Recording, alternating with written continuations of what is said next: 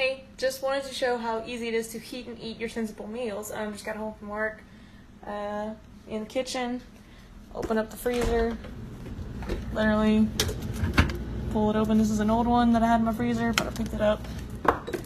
Okay, take it over here.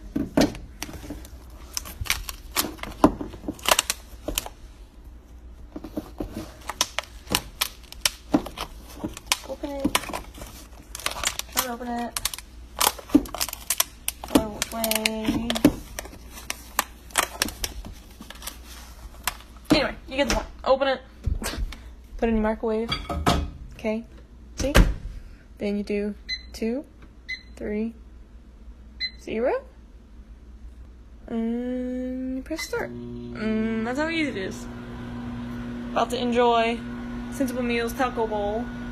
It's one of my favorites.